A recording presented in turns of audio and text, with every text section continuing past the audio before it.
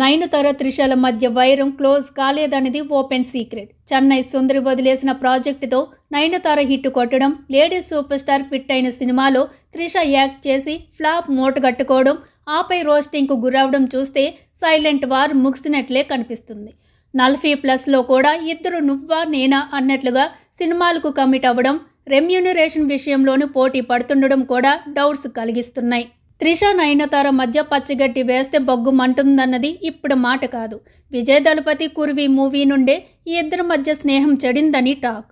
ఈ సినిమా కోసం first నయనతారకు offer చేస్తే గద్దల తన్నుకుపోయిందట త్రిష.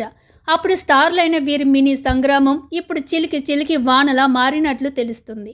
మూకుత్తి అమ్మన్ కోసం త్రిషను ఫస్ట్ ఆర్జే బాలాజీ సంప్రదిస్తే ఆమె కాదనడంతో లేడీ సూపర్ స్టార్ వద్దకు చేరగా సూపర్ హిట్ అయింది. అలాగే దగ్ లైఫ్లో నయన్ అనుకున్నాడట మణిరత్నం. మేడం నో చెప్పడంతో త్రిష నటించి డిజాస్టర్ అందుకుంది. నయన్ ప్రెజెంట్ దాదాపు 10 సినిమాలు చేస్తుంది. కానీ త్రిష ఫ్లాప్స్తో కెరీర్ డ్యామేజ్ చేసుకుంటుంది. అయితే రీసెంట్లీ 1990లో వచ్చిన ఆదివెల్లి అనే సినిమాను రీమేక్ చేయాలని ఓ నిర్మాత నయన్ను అడిగితే ఏకంగా 15 కోట్లు అడిగిందట. దీంతో త్రిషతో చర్చిస్తున్నారని టాక్. ఆమె కూడా ఇలాంటి కథలో నటించడానికి ఆసక్తి చూపుతుందని తెలుస్తుంది. ఇలా ఇద్దరు స్టార్ హీరోయిన్స్ నువ్వా నేనా అని పోటీ పడుతున్నారు.